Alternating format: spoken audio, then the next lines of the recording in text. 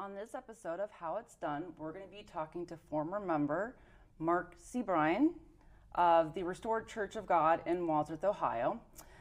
Since its founding in 1999 and the building of the church on 261 and 76 in Wadsworth, Ohio, a lot of people have had questions. And if you look anywhere on social media, every so often, several times a year, there are a bunch of people with questions. Now, I know a lot of people are going to be like, what is the deal with somebody that is a former member of a church? Because it happens all the time. And we're going to be answering some of those questions for you today. A lot of people have had questions. I would say more so because the church comes off mysterious to some people because there's gates, because a lot of people don't understand specifically what the Restored Church of God believes in. And the fact that the church originated in 1999 up on 94 in a building, and then all of a sudden this big, beautiful building pops up next to Giant Eagle. And so what we're going to be doing today, I asked a lot of questions out on social media for you all to go ahead and ask questions to us so we can get them answered. Get a lot of questions going in reference to stereotypes, things about the city in regards to money. We're going to go ahead and get those answered today the best we can. Now, we're going to be giving a backstory on a few other episodes because in doing my research with Mark, discovered this is a bigger topic, not so much specifically just on the Restored Church of God, but on its origins of the Worldwide Church of God that came out of California with Herbert Armstrong. And since the church ended, there's been a bunch of splinter churches that have popped up all across the country. And so we're going to go ahead and try to get some of your questions answered for you.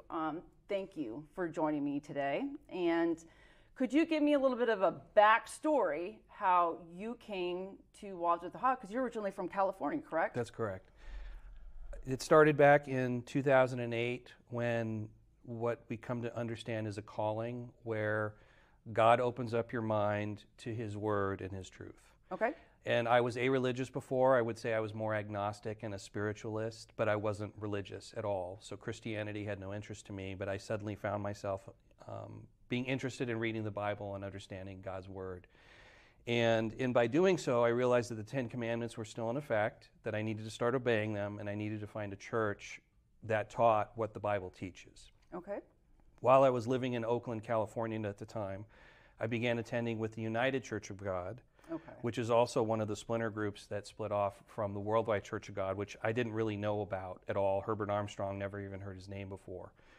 And I attended there for 3 years. I was baptized, and while I was there, I knew something was off, like I didn't feel good about the teachings. And then I found the Restored Church of God and 𝗪𝗪𝗂𝗧 through his World to Come broadcast on YouTube.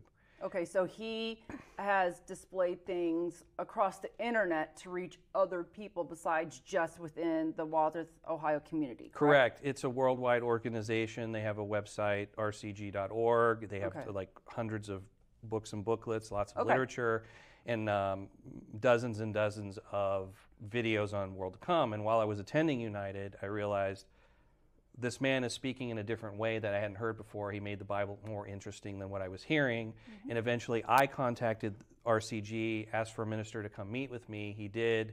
After some counseling, I left UCG, attended RCG, and then within a couple of months, because of my background as a video editor and videographer, and World to Come was ramping up to become a worldwide presence on television, broadcast television.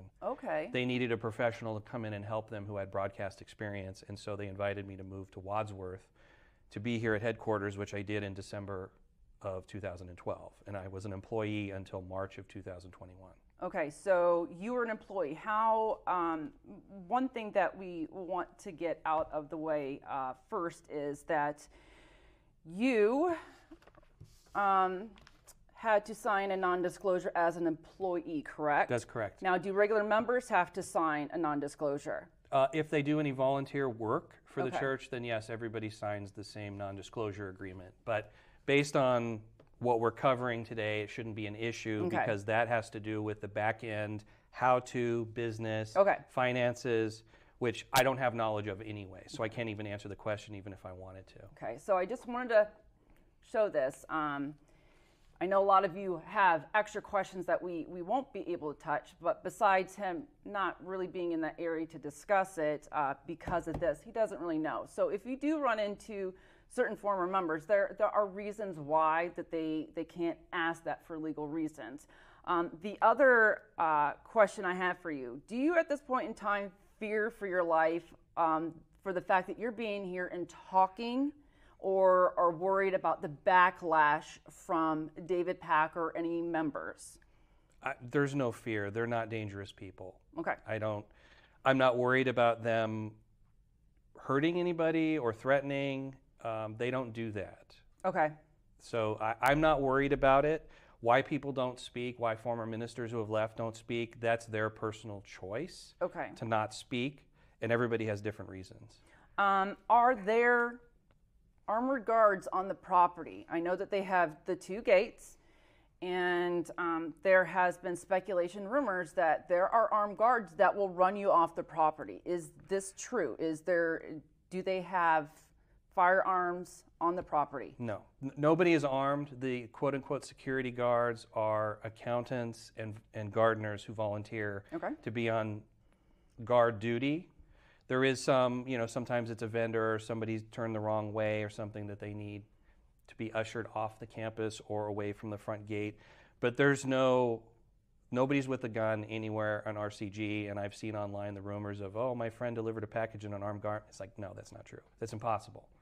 It's just not possible. Now, there's a security system. Sure. So if there's a security system, and I know some churches obviously have them, but some people feel that the security system is all throughout the trees and everything else. If there is a security system, why? Well, like any business operating anywhere or corporate structure, I mean, it's just for safety and legal reasons. If you have a break-in, you want a recording. People now have cameras at home in their garages and the sides of their house. Yes. I mean, even my own dad started doing that like 2 years ago. So it's not unusual to have a camera system in place just in case something happens. You want to give to the police, this person was trespassing, this person stole a car. So that's the reason there's security. Now keep in mind, they do monitor, like people are walking their dogs on the campus when there's a sign that clearly says private property. Okay. Is it the bad church not wanting their dogs to poop on the lawn, or is it the person who's willfully, I see the sign, but I don't care, I'm going to walk here? You're left to make your own judgment on that. Now, here's a big one. Have you been hired? Are you planted to come and give this interview, this talk in regards to making RCG look good or throw us off on anything? I am no longer employed by RCG, and no, they're not putting me up to this, which in my looking at the Facebook questions and answering the questions, people said, oh, he's a mole, because I'm not out to bash or destroy them or take them down. Like I could do that anyways. I'm just one person. And I was more interested in going on the Facebook group, which sparked all of this, to answer questions that, quite frankly, the church should have been doing on their own years ago. And as a member, I was like, why aren't we telling people this stuff is crazy? It's not true. So I just wanted to answer the questions. And I really feel like people are going to be disappointed and bored with all this, because it's like the great conspiracy theory. There's no bodies buried in the garden. There's no child sacrifices going on, or any of the kind of rumors that people like to believe, because it's more comfortable to think that church is crazy and the people are bad, when in fact the members are really nice people. There are people there that I really care about that are still there. There are ministers, lay members. They're nice people. Now, why did you agree to do this interview? I mean, you were trying to answer questions online, and I reached out to you because I felt that this has been going on for so long, and there's a lot of really, really good questions that the community and outside of the community. I mean, if you look online, there are Facebook pages, websites dedicated, I mean, psychologists dedicated to researching Restored Church of God, and sometimes we'll call it RCG, so it's short. And the Worldwide Church of God, and you're here. Right. Why? I felt compelled, and I can't fully explain why, to just speak truthfully and honestly as much as I can, which is why I'm not out to bash them, but when there's certain criticisms that can be laid against them, especially the leadership and especially towards the religious teachings, I have no problem being very blunt about it, but I also feel it's important to put my name and my face with the words that are being said rather than being this anonymous source. I always find that to be very cowardly, that if you're going to speak out against or for something, you should have the moral fortitude to be able to put your name and picture with your words and say, I'll take the heat for good or for bad. Okay. So can you explain a little bit of what's on this table as an example to show everybody? A lot of this is the literature from the Restored Church of God that they offer for free on their websites. You can order it you can get it as a PDF and start reading immediately, or you can actually you can actually order a hard copy. Okay. The church doesn't charge for anything.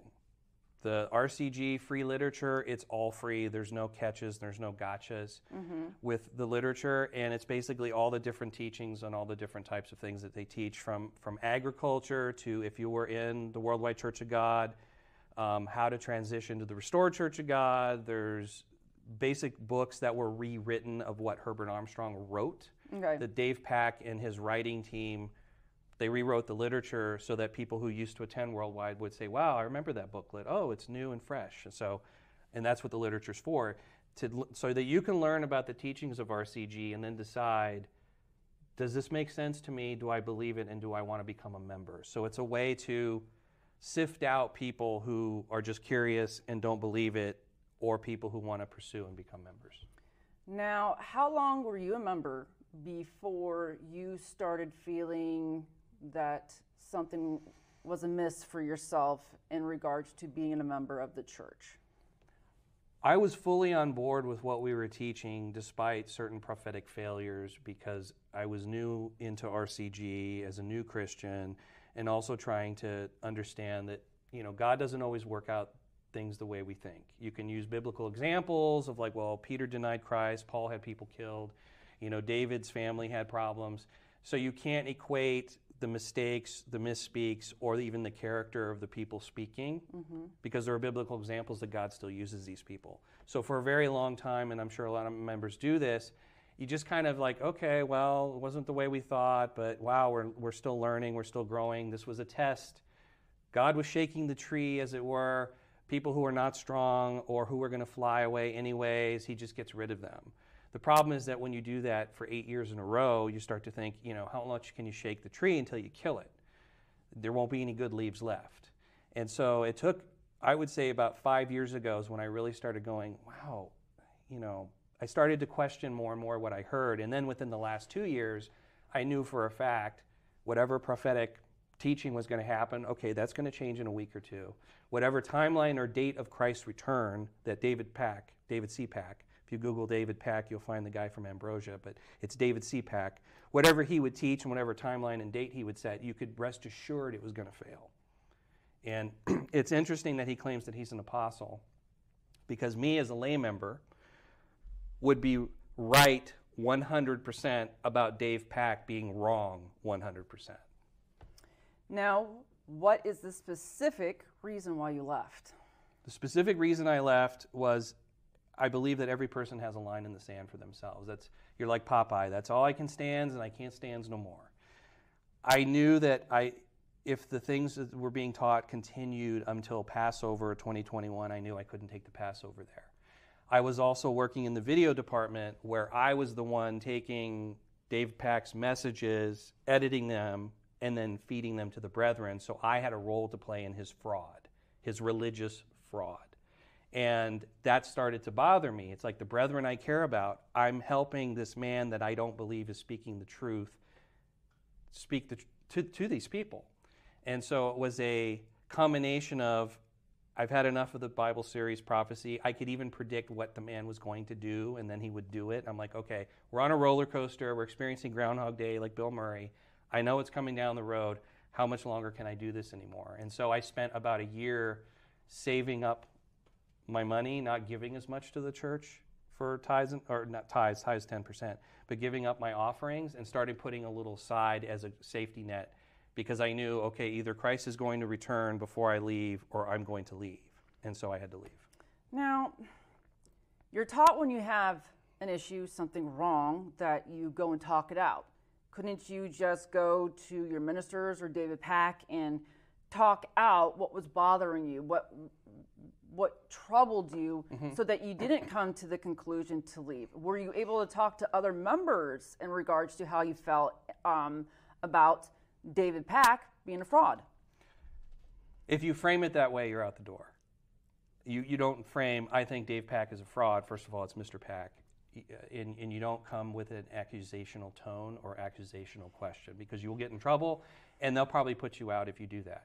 Can you talk to the ministers? You can, but the problem is that the prophetic teachings are such gobbledygook, they can't explain it anyways. I've actually went to my pastor, the headquarters minister at the time, when 𝗪𝗪𝗂𝗃 declared himself Elijah.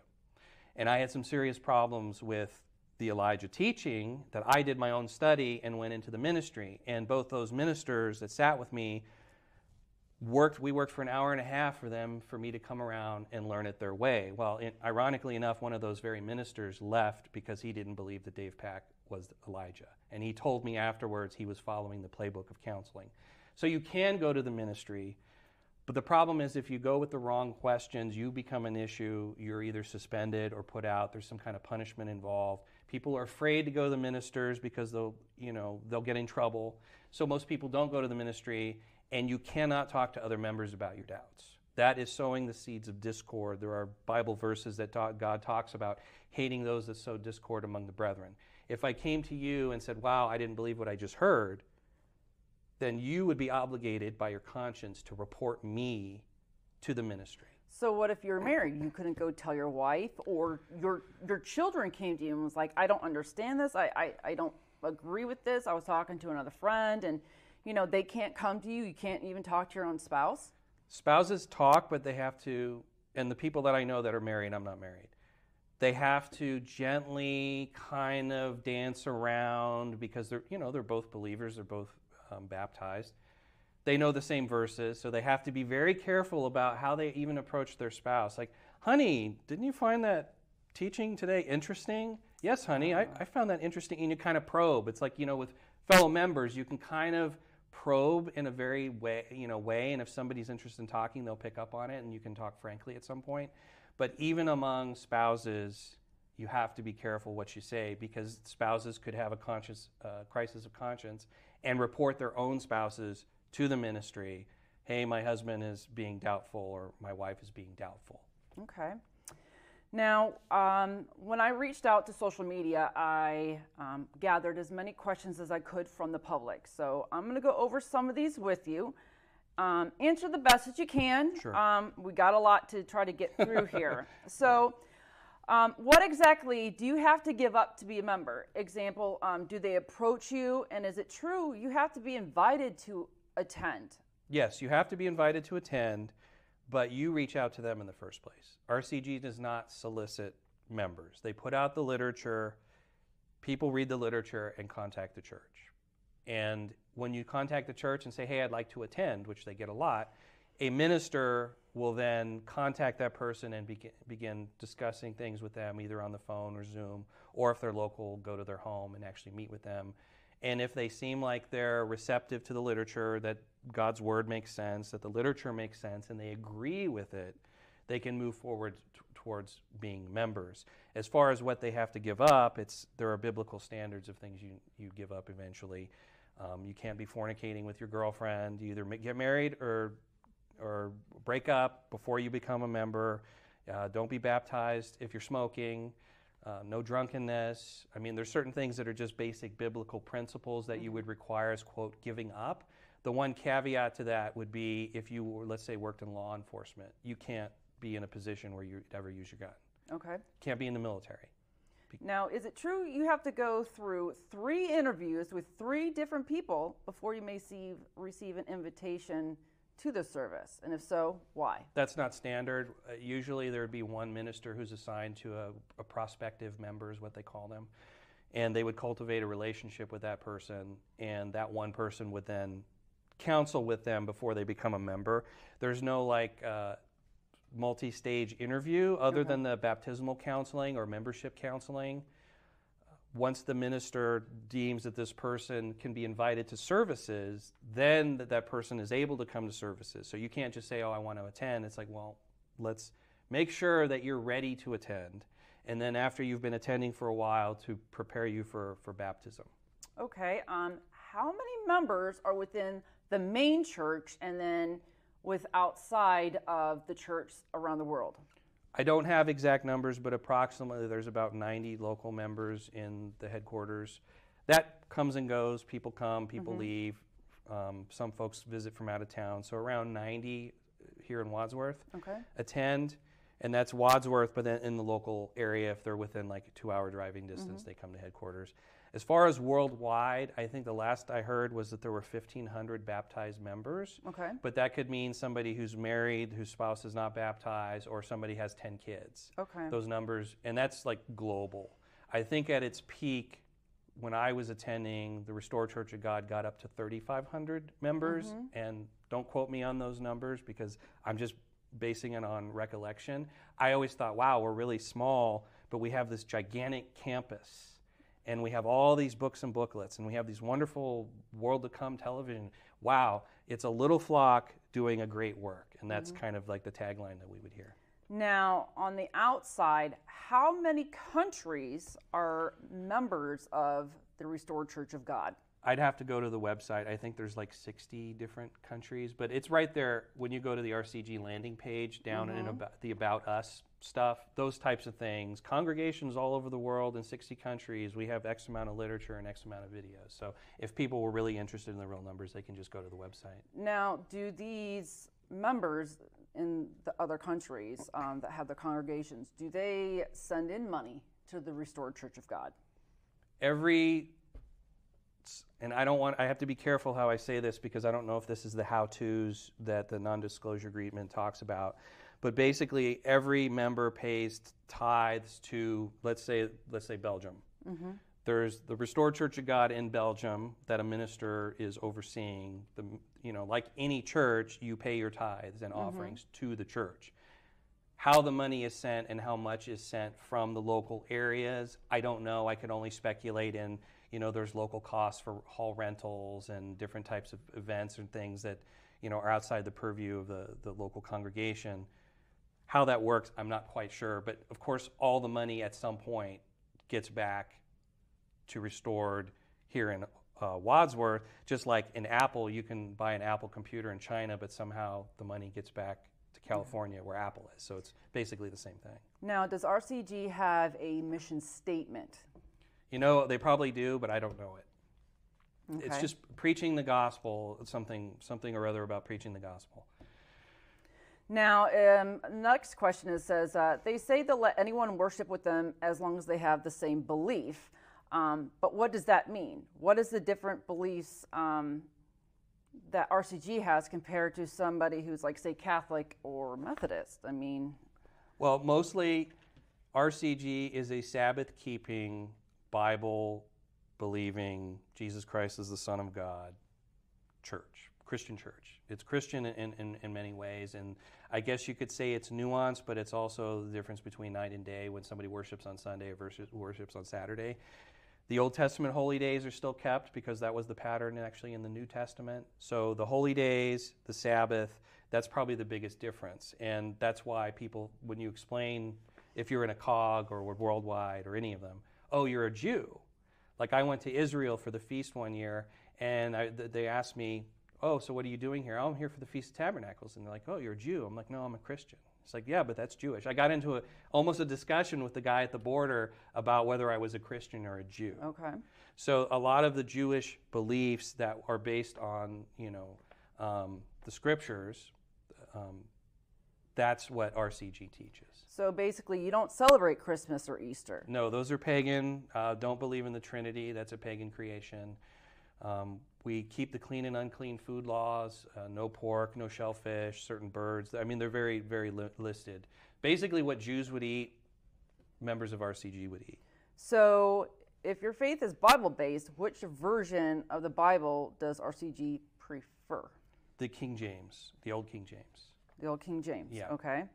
And when do you have church services? On the Sabbath. Or on the holy days. If there's a holy day, let's say Pentecost or unleavened bread or a Feast of Tabernacles, those types of things, there's usually 2 services. On the Day of Atonement, where you're fasting, there's a 1 service. And those services are around 2 hours. Now, for those that don't understand what the Sabbath is, can you explain that? Because most people are assuming, okay, Sabbath, that's everybody goes to church on a Sunday. Right. The Sabbath is the 7th day. God rested on the 7th day in the book of Genesis, and also the commandment is remember the Sabbath day to keep it holy. That's part of the 4th commandment. Now, what is the Sabbath? Saturday or Sunday, there are books and scholars and historians who've tried to say it doesn't matter or it drifted. The way I understood it is that the Jews are the keepers of the Sabbath, and the Sabbath are the keeper of the Jews. So if the Jews today say that the Sabbath is Saturday, they are the authority by which we believe, and I'm sure that came from Herbert Armstrong's own personal research. Now, you said when a sermon is going, it can be a couple hours. And when I was talking to you earlier this week, you mentioned that, when 𝗪𝗵𝗂𝗏 would have a sermon, that even all the employees on the property would stop what they're doing and still get paid and sit right down and have to listen to it for hours on end. Yes. So the normal Sabbath services are 2 hours, but with 𝗪𝗪𝗂𝗏's series that he's been doing for many years, they just did part 366 yesterday. He will speak from anywhere from an hour and a half to 3.5 hours. And that's sometimes 2, 3, 4 times a week. During the week, when he's speaking, the entire staff is brought into the main hall. Everybody dresses up, except for those that work outside. Sometimes they don't. And all employees are paid to sit and listen to him speak. So in effect, when 𝗪𝗪𝗂𝗏 speaks to the church employees, the work shuts down, but everybody's being paid to sit in the seat. And believe me, it's painful money to sit through. Now, do they believe that Jesus is the Son of God? And when he returns, will he take all the believers or just themselves? We believe that Jesus Christ, when I say we, I mean because sometimes I still speak as 𝗪𝗔, even though I haven't been attending for over a year. Jesus Christ is the Son of God. He was our Savior. He died for our sins. There's God the Father. And it depends on the perspective of what 𝗪𝗪𝗂𝗏 is teaching, how it's being done. Sometimes the Father comes first, sometimes Christ comes first, sometimes it's here, sometimes it's there. It fluctuates, which is another reason why I left. It's like you can't keep anything straight based on what the man is telling you. But Christ will come first to the members of the Restored Church of God, or come first to David C. Pack, and then to the members of the Restored Church of God. And then he will establish his kingdom on earth, and then open up the opportunity for everyone on the planet to understand God's way and live by his teachings and accept God, Jesus Christ, and be with them in their kingdom. Now, at Restored Church of God, can you get a divorce? And is it true that if you are divorced, you must reconcile with your former spouse, and if you cannot, you must become celibate the remainder of your life? If you are a member of the Restored Church of God and marry another member of Restored Church of God and are officiated, you cannot get divorced. If you get divorced, you're eunuchs for the gospel's sake. Now, the only way a marriage can be dissolved is based on biblical principle, and that is fraud. Jesus said, except for, I don't have the right words, but it means fraud. Then somebody can be divorced and marry again. But Jesus even said, if you're divorced and you marry another woman, you're committing adultery. So it depends on how strict or liberal they determine that is. But for the most part, if you're divorced before you come to Restored, in most cases, unless you've been divorced too many times, they'll let you marry again with ministerial counsel. But they advise against divorce because it really means if you divorce this other member, you're both eunuchs. That's it. Are there arranged marriages, and the big one is underage marriages? Absolutely not. They don't do anything illegal. They don't do anything illegal or improper or immoral when it comes to relationships. No, there's no prearranged anything. Are there women employed by the church, and are women considered equal with men in the church? Women are, based on biblical principles, submissive to men. Wives, submit to your husbands, Paul said. So there is a hierarchy where a man is always over a woman, period. And it doesn't mean like, oh, she has to walk 6 feet behind me, or I can beat her, or, mistreat that person. It just means when there's important decisions in life, the man is the one that has the final say. How the kids are raised, if it needs to be, if we're buying this house or not, are we getting a new vehicle? The big decisions are ultimately up to the man to decide. However, and they've always taught this, that a wise man will listen to the counsel of his wife. And so men should listen to their wives, but they don't obey their wives. And yes, women do work at Restored Church of God. They work in various capacities with no preaching. So you're a member in the church, you're not married. Do you have to get permission to date? Do they have to approve who you date? And the big one is, do they really have to approve who you marry? Yes, on all those. Being single in the church, and it being such a small church, you don't date outside the church, you don't date outside your race, and you don't date outside of your particular age range, unless, of course, you're a minister, and then suddenly they find ways to, like, oh, that's okay. But yes, when you want to date somebody, if first, you're meeting at a party, when you're meeting or you like somebody and you start chatting, it's like, wow, I want to pursue this person, dating for courtship and marriage. You bring the ministry involved and say, hey, let them know, hey, I like so-and-so. I'd like to date her. Is that okay? And they can give you a yes or a no. And then if you start dating more and it starts getting serious and you thinking about marriage, then you bring the ministry in and they will give you marriage counseling before you get married. Now I want to back up. One of the answers that you gave was no interracial marriage. Correct. That's going to hit hard for some people because in today's society, that's considered racist. Correct. So how can the church condone saying no interracial marriages? There are hour-long sermons, like 3 or 4 hour-long sermons that could answer that question more precisely. I'll just give you the broad stroke of it. From my understanding of what I heard is that it was in line with the biblical teaching of the tribes of Israel staying separate, so that God wanted blacks to be blacks, white to be whites, Asians to be Asians, Hispanic to be Hispanic, and didn't want a blending of the races. And so what Restored does, which is unlike the other COGs, which don't seem to care about interracial, is that they're trying to follow the way that they think God intended, that whites are only with whites, blacks are only with blacks. And so they don't allow, you can go off and marry who you want, you just don't have to be a member anymore. And so what happens if you come to the church and you're already in an interracial marriage? Are they going to separate you? No, it's you be content in the state from which you were called. So if people are already interracial, they have interracial children, they welcome them like anybody else. There's a lot of interracial couples in RCG, at least there were when I was there. And, you accept them as they are because that's the way God called you. The church does not split up families. It does not split up couples. It doesn't say you have to divorce or you have to, they don't do that in RCG. Okay. Now, we talked about, and we'll go further in more episodes, you talked about in regards to the Philadelphia splinter and that they were more strict. So when it comes to interracial marriages or somebody who is not a member of the church, how do they handle that?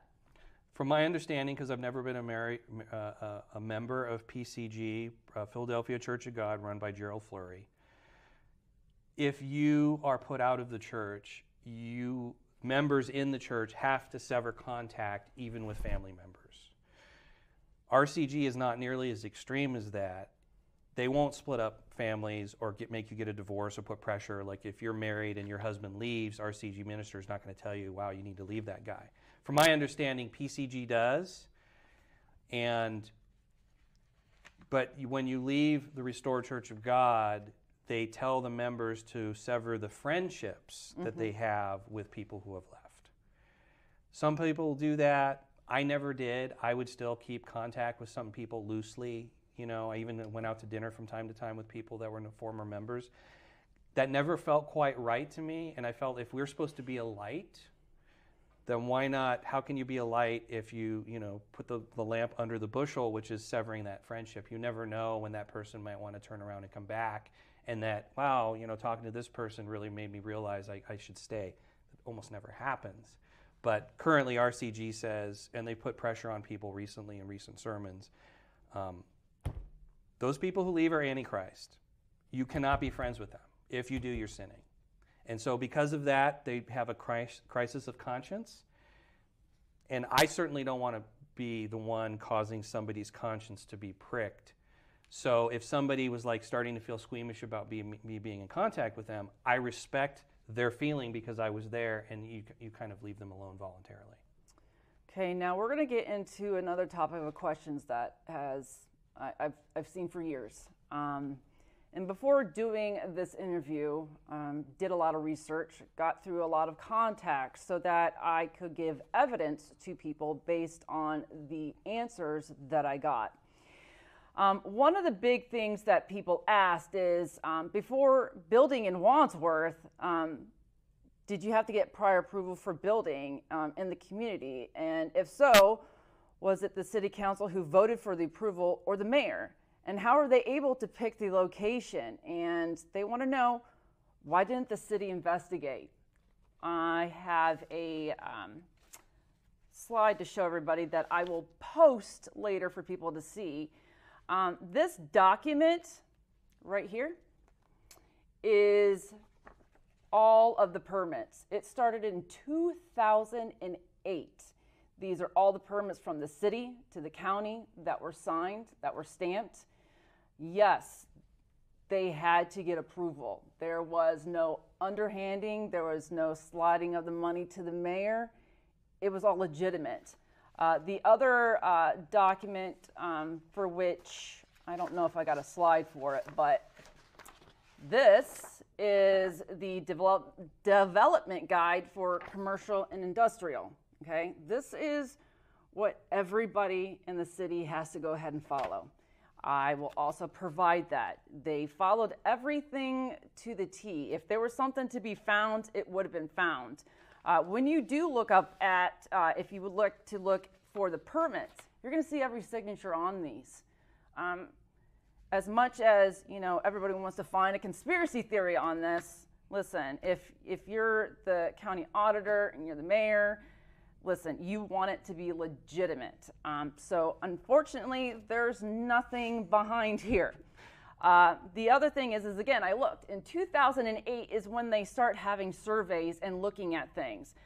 Restored Church of God had to hook up to the city water, the sewer, the gas companies had to be involved. It all had to be taken care of properly. Plus, you have to remember, next to Giant Eagle is the big power, okay? So that was a whole other issue that Restored Church of God had to get around.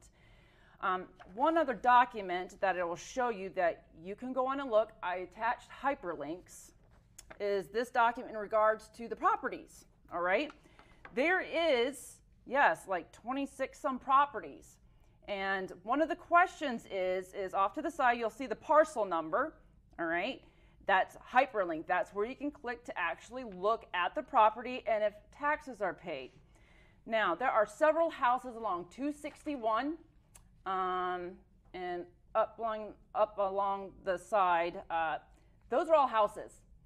All of those were paid for by the Restored Church of God. And looking, yes, they all pay taxes. They are not considered non-exempt. You mentioned that those who live in those houses have to pay, actually. They're paying rent. Okay. Yes, absolutely. In regards to the larger buildings where the church of worship and all that is, yes, that is tax exempt. Now, was anybody forced out of their home? Were they threatened? As far as I know, no. They were actually paid well for the properties. Yes. And actually people would contact the church, which happened after the recent Facebook posting. Somebody wrote to me and said, how can I sell my property to RCG? So the homeowners around the area up 261 and Hartman usually are the ones that contact RCG and say, hey, we want to sell. But there have been cases when RCG has asked the owners, and maybe that's where this rumor started, would you like to sell? And some people at the time were like, no, they don't want to sell, until eventually they do. Because eventually it's like manifest destiny around the campus that they want to have all the property along 261 up to Hartman and from Hartman to the freeway. Okay. One of the things that was discussed is, again, why wasn't there an investigation? There can't be an investigation because it's a church. There was nothing underhanded for them to do. They went about the surveys like everybody else. If the city would have come and said, I'm sorry, you can't build, we think that you're a cult, there would be a massive lawsuit. That would be for defamation of character and also going ahead and think about it, that would be discrimination. It's a violation of the First Amendment. Yes, so that's why that wasn't there. Also in regards to why quickly does it had to be so extravagant? People don't understand when you go to a regular church around town, because we have plenty and plenty around the country, but why does it have to be so extravagant? Rumors of chandeliers inside, gold plated. Those aren't rumors, those are all true. The reason that I, as a member, I had a question like, why are we spending so much money on wooden walls and furniture and fixtures? And it was explained to me that God is a God of quality. And following along what they would call the grand pattern from the Worldwide Church of God and Herbert Armstrong, that church spent a lot of money on, you could call it, extravagant things. And so the way it was explained to me is that if you are going to have world leaders coming to Wadsworth to visit the campus, because we were told that the campus would be the hub of where God is working on the earth, you're going to have presidents, ambassadors coming from all over the country. They need to see the beautiful campus, inside and out. And also there was a biblical principle that supported that, which is that even the temple in Israel was plated in gold. Solomon took tons of gold and inlaid the entire temple with gold. So there is a biblical precedent for what you consider opulence. Now I have a slide of the property showing where all the property is, as you can see. Now, that's outlined. That's where all the property is, especially on the inside. However, if you go on the Medina County website for the county auditor, you will see if you click around on each property, it'll show a parcel. Not all of those parcels are owned by the Restored Church of God. There's actually a large chunk of land in between and around that is not owned by the Restored Church of God. Now the question is why do they have to have a private access road off to the side besides just going in through 261 next to Giant Eagle? Isn't that a little mysterious, having this little road with the little gate? Well, when you have a piece of property that stretches about a half mile by a quarter mile-ish, hundreds of acres, it becomes impractical to only have one way in. And if I believe right, somebody who was involved in RCG can tell me this at the time, but I think that the county or the city required another access for safety reasons so that emergency vehicles could get into the campus. Well, wait a minute. If they're gated, one of the questions is do they have access to even get on the property if there's an emergency? I mean, it looks like they have a gate and they're trying to keep everybody out, but somebody said that when they worked for the city on the fire department, they weren't able to get in. There was no access. From my understanding that all emergency vehicles have access or codes to the gate to be able to get in. I was working late one night in the summertime and the police showed up at the front door of the building by themselves. Nobody escorted them. They just showed up. And I was like, okay, well then clearly somebody has access. How that works, I mean, if a person at the fire department said this or that, I don't want to counter what they said. But from my understanding, emergency vehicles can get on the campus. And regardless, that gate just blocks the street. There is grass and a sidewalk this way and grass sidewalk that way. If somebody wants to hop the curb, they can get in the gate in 10 seconds. Now, in my research, what I discovered is there was nothing underhanded with the city, with the county. They're paying the taxes on the houses. You can go ahead and look when you want to look at in regards to the properties. I attached several links for you to go and find it yourselves as well. several millions of dollars in properties. However, I can't find anything in regards to the full financials. Now, there is one link that I have that I was able to kind of get around about, saying that they bring in close to $7 million a year. However, because they are a church entity and they're not filing the 990, you can't find anything. Now, I know a lot of the splinter churches go ahead and show their financials, but David Pack is not showing anything. That's right. One of the things that I found that just doesn't seem right, because you can't find out exactly where all the money goes, because they don't do anything in the city. They don't do any volunteering. From talking to you, they don't seem to just go out and help members. They're kind of like, well, here's some welfare services for you to go ahead and find. Try to do everything before we have to give you any money. So you got this huge campus. You got these big buildings that don't have anybody in them. And then to come to find out, it's because David Pack believes at the end of times, Restored Church of God is going to be the center for the whole world to come. Mm-hmm. All these other splinter churches, the president, the queen, they're all going to come to Wadsworth, Ohio, and he's going to be the one to be with Jesus. That's what it comes down to.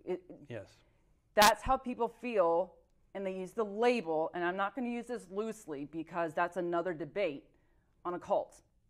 Now, some define cult as in you don't believe in the Trinity, but there's a problem there because there are several religions, several faiths that don't. So that would make too many cults out there in the world.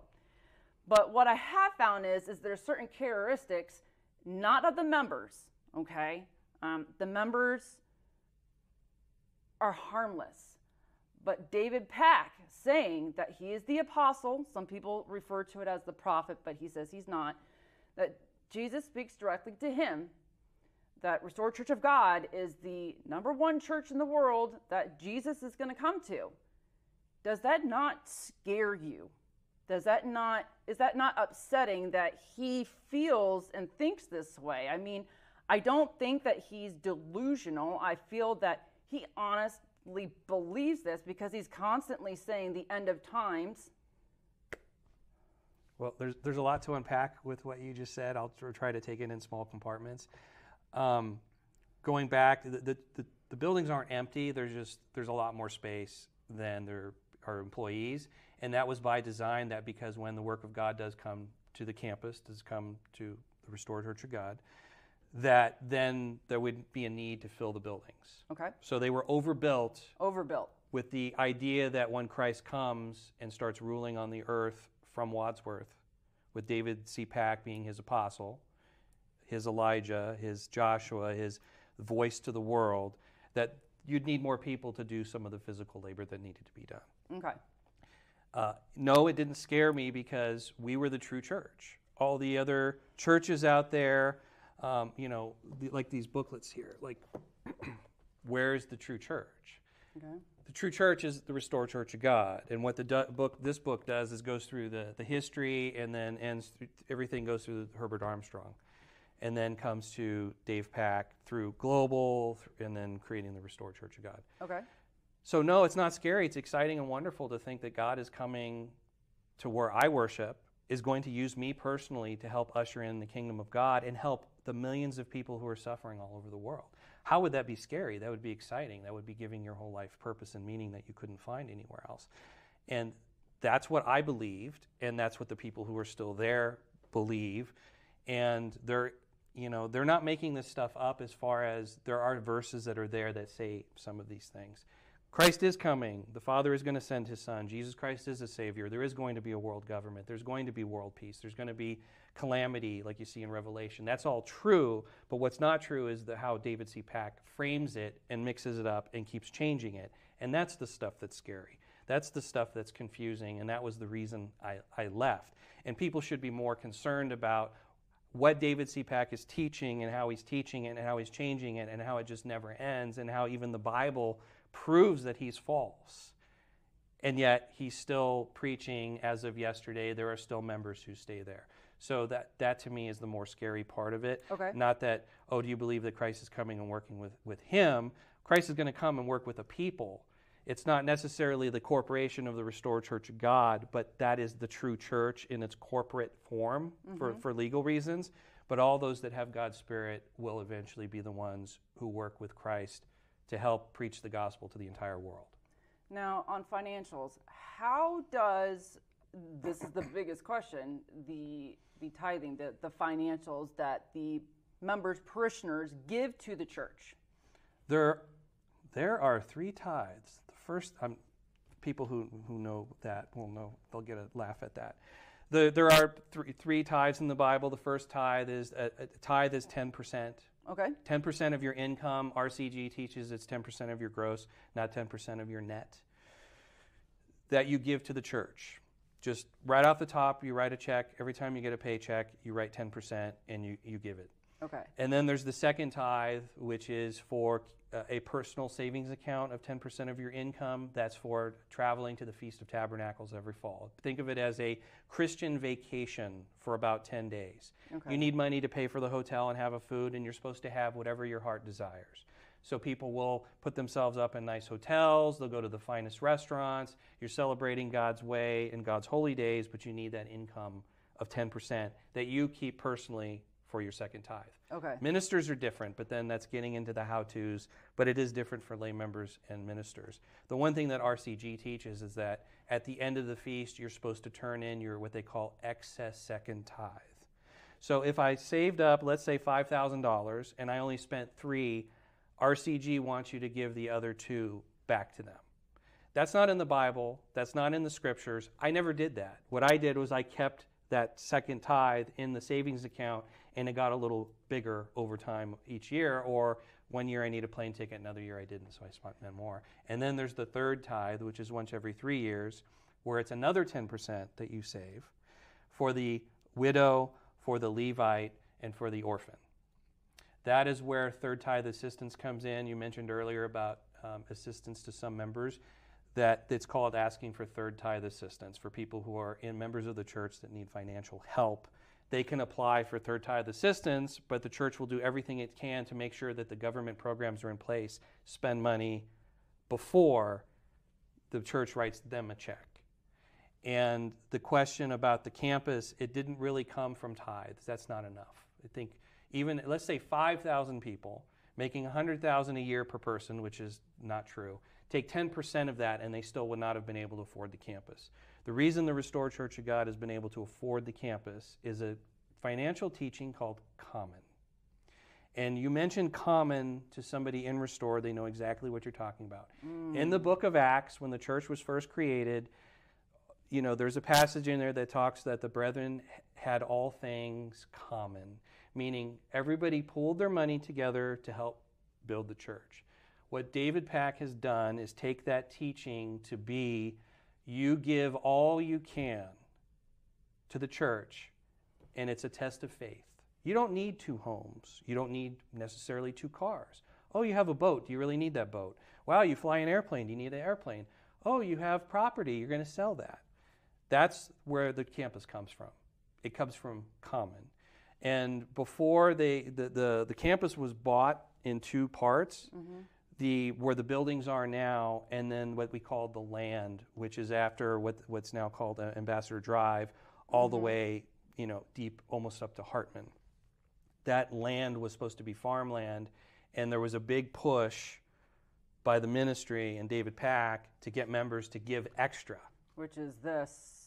That was going to be the vision. Mr. Dale Schurter, just a wonderful, wonderful, knowledgeable man, just a real minister, just a wonderful human being. So there's no farming on there.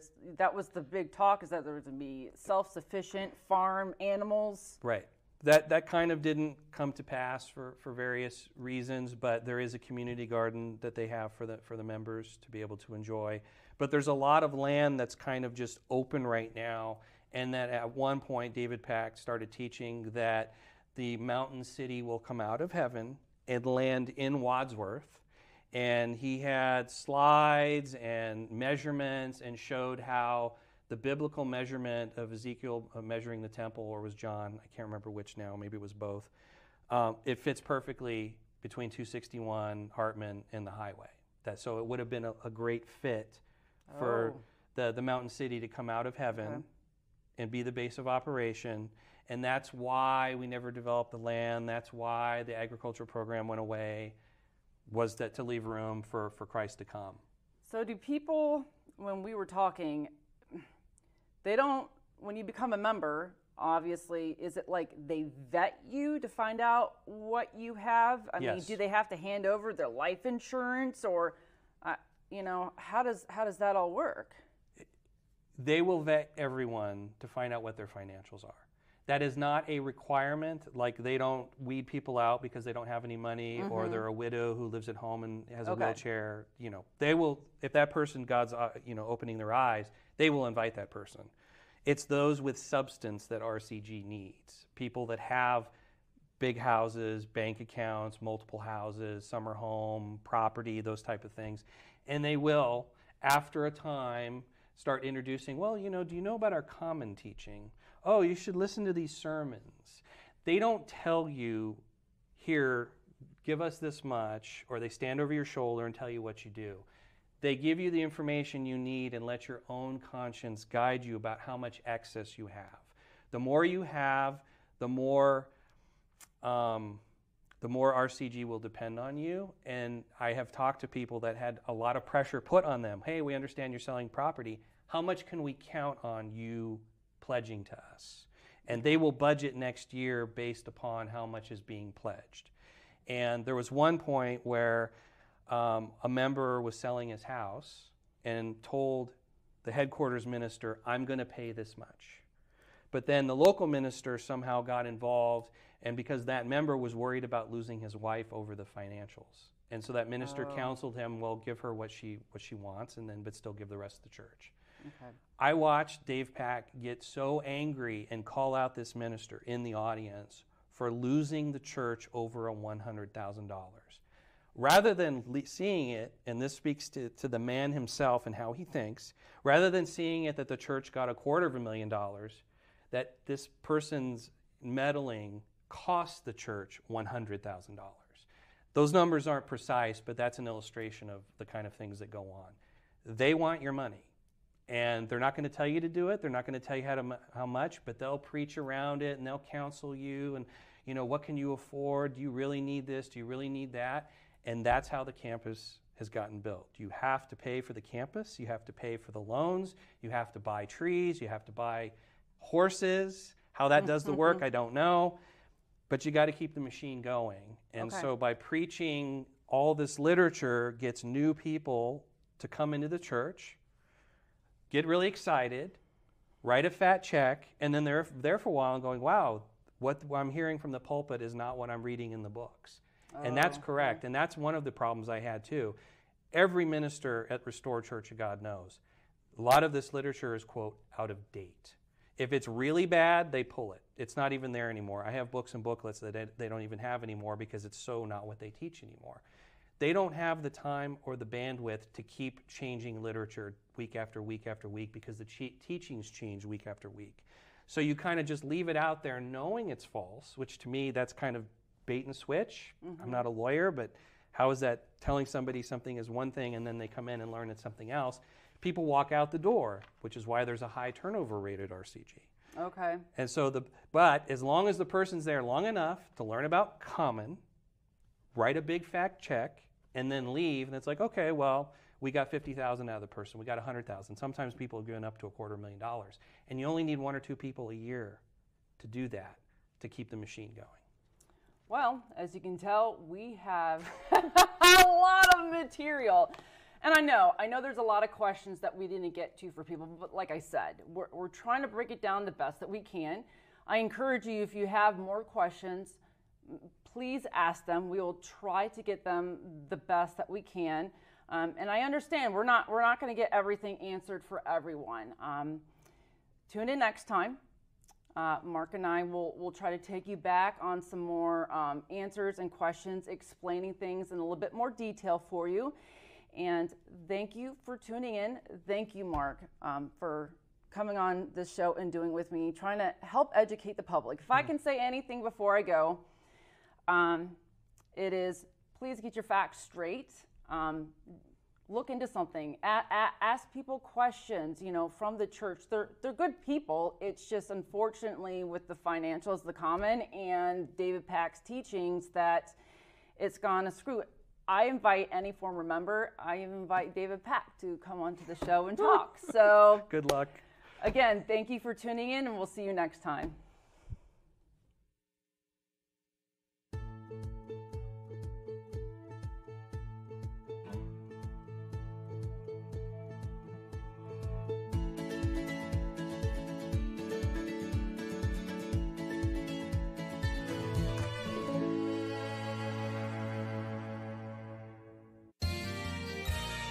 You are watching WCTV, Wadsworth Community Television.